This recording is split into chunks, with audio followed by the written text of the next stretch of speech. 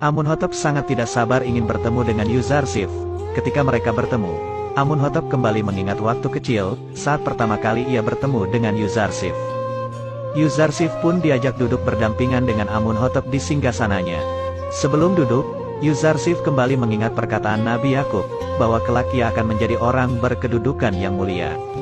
Setelah itu Amunhotep kembali menanyakan, bagaimana Yuzarsif bisa menakwilkan mimpinya, yang padahal, para ahli mimpi kuil tidak bisa sama sekali menakwilkan mimpinya itu.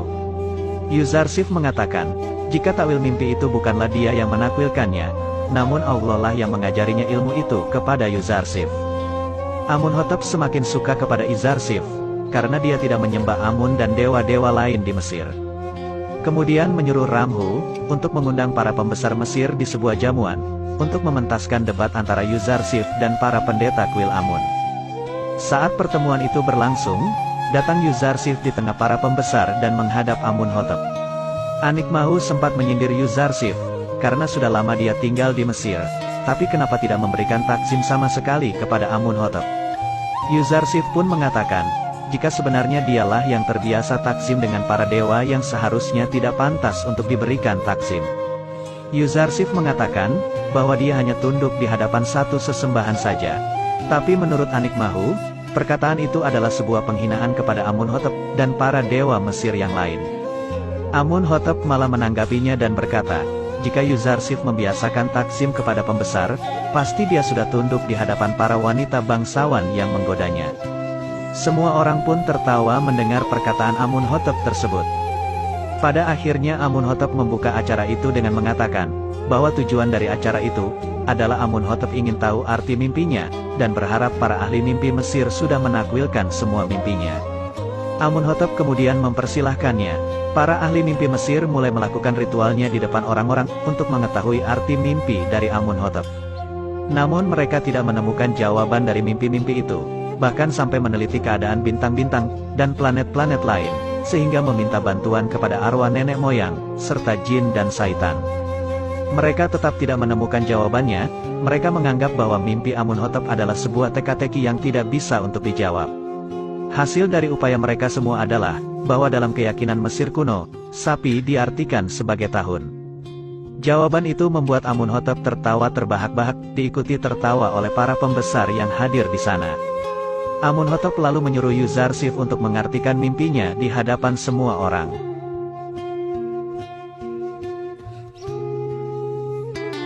Sebelum Yuzarsif akan menakwilkan mimpi Amunhotep, Yuzarsif mengatakan bahwa dia bukanlah mengartikan mimpinya, melainkan akan menakwilkan mimpi itu. Karena takwil dan arti mimpi itu berbeda.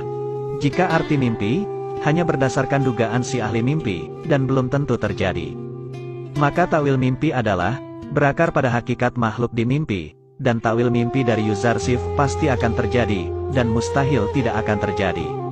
Yuzarsif sangat meyakini mimpi Amunhotep ini karena bersumber pada Tuhannya, Allah. Dan dialah yang mengajarnya takwil mimpi itu. Anikmahu langsung mengatakan, bahwa perkataan Yuzarsif itu hanya klaim belaka, dan masih harus buktikan. Yuzarsif langsung menjelaskan takwil mimpinya itu di depan para pendeta, bahwa dua mimpi Amunhotep saling berhubungan. Semua orang pun memberikan tepuk tangan kepada Yuzarsif, yang menakwilkan mimpi itu. Salah satu ahli mimpi kuil juga sangat menyetujui itu, dan menganggap bahwa Yuzarsif patut untuk dipuji.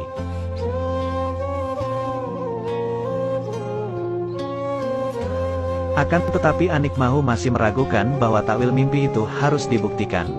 Dan dia juga menganggap bahwa negeri Mesir tidak akan mungkin mengalami kekeringan, karena mempunyai sungai Nil yang besar. Tapi sang ratu mengatakan bahwa dia pernah mendengar jika sungai Nil pernah mengalami kekeringan beberapa kali. Penasehat Amunhotep juga mengatakan, jika takwil mimpi Yuzarsif tidak benar, mereka harus tetap berhati-hati dan mengantisipasi hal tersebut. Yuzarsif langsung mengungkapkan solusi untuk menghadapi masa subur dan masa paceklik kepada semua orang. Para warga Mesir pun berterima kasih kepada Yuzarsif, karena telah memberitahu bahaya yang akan menimpa Mesir kepada mereka. Mereka juga berterima kasih kepada Tuhan Yuzarsif, karena telah menolong para pengikut Tuhan lain. Kemudian Amunhotep mengangkat Yuzarsif sebagai orang kepercayaan Amunhotep, yang membuat para pendeta merasa sangat kalah di hadapan semua orang. Setelah itu Amunhotep mengatakan, bahwa sekarang, semua telah mengetahui kelemahan dewa-dewa Mesir.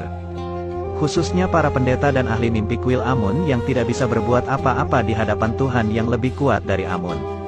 Amunhotep lalu mengusir mereka semua, sebelum mereka terkena amarahnya. Saat berada di luar istana, ahli-ahli mimpi yang memuji Yuzarsif itu sempat dimarahi oleh Anikmahu dan dipukuli, lalu dibawa pergi oleh Padiamun. Inarus yang sedang memperhatikan para pendeta, lalu didatangi oleh Malik yang sedang mencari keberadaan Yuzarsif. Malik yang mengatakan kepada Inarus, bahwa dia adalah teman Yuzarsif, dan sudah menunggu Yuzarsif selama 20 tahun di Mesir. Kembali ke istana, Amunhotep mempertanyakan, siapa orang yang tepat untuk menangani masa paceklik dari krisis yang akan dialami oleh Mesir nanti. Salah satu pembesar mengatakan, bahwa orang itu adalah Putifar. Yuzarsif pun terlihat sangat setuju usulan dari pembesar itu. Akan tetapi Amunhotep mengatakan, jika Putifar pada saat ini sedang sakit, dan tidak akan bisa menangani urusan seperti itu. Kemudian ada yang mengusulkan, jika aku Ramhu juga pantas di posisi itu. Namun Amunhotep mengatakan, jika Ramhu lebih layak untuk memimpin pasukan, daripada mengurus masalah pertanian. Di tengah perdebatan itu, malaikat Jibril datang kepada Yusuf. Dan mengatakan, Yusuflah yang harus memiliki tugas berat ini. Allah berkehendak untuk memberikan Yusuf kekuasaan di Mesir. Pada akhirnya Yuzarsif langsung meminta kepada Amunhotep, untuk memberikan tugas itu kepadanya. Dan mengangkatnya sebagai bendahara, serta penanggung jawab pertanian Mesir. Amunhotep pun menyetujui permintaan Yuzarsif, dan percaya bahwa dia akan bisa melakukan tugas itu dengan baik. Dan mulai pada hari itu juga Amunhotep menunjuk Yuzarsif sebagai bendahara dan penanggung jawab pertanian Mesir di istana. Beberapa pembesar percaya, bahwa Yuzarsif adalah orang yang bijak, namun mereka masih ragu dengan Yuzarsif, karena dia adalah orang asing. Mereka juga mulai mempercayai jika Tuhan Yuzarsif lebih berkuasa daripada Amun, setelah melihat Anikmahu takluk di hadapannya tadi. Sebelum menutup jamuan itu, Amunhotep akan mengabulkan permintaan Yuzarsif yang ia minta saat itu juga. Yuzarsif langsung meminta dua permintaan kepada Amunhotep, bahwa yang pertama, dia meminta untuk membebaskan para wanita bangsawan dari penjara. Dan yang kedua, membebaskan semua tahanan yang ada di penjara Zawiyah. Yuzarsif akan menjamin kelakuan baik mereka jika setelah bebas. Seperti yang Jibril katakan saat itu, para tahanan akan menjadi teman Yuzarsif untuk menjalankan risalahnya di Mesir nanti. Amunhotep sempat mempertanyakan, kenapa dia tidak ingin menghukum Zulaikha yang sudah membuatnya menderita bertahun-tahun. Yuzarsif mengatakan, bahwa tujuannya hanya untuk membersihkan namanya, bukan untuk membuat orang lain di penjara karenanya. Sedangkan bebasnya para tahanan di penjara Zawiyah, ditentang oleh Ibu Suri, yang mengatakan bahwa mereka pernah melawan kerajaan Mesir dan Amun. Namun Yuzarsif mengatakan, bahwa dia sudah hidup bertahun-tahun dengan mereka, dan akan menjamin mereka berkelakuan baik setelah bebas. Lalu Amunhotep menyuruh agar segera membebaskan mereka, karena sekarang Yuzarsif sudah berwenang mengeluarkan perintah di Mesir.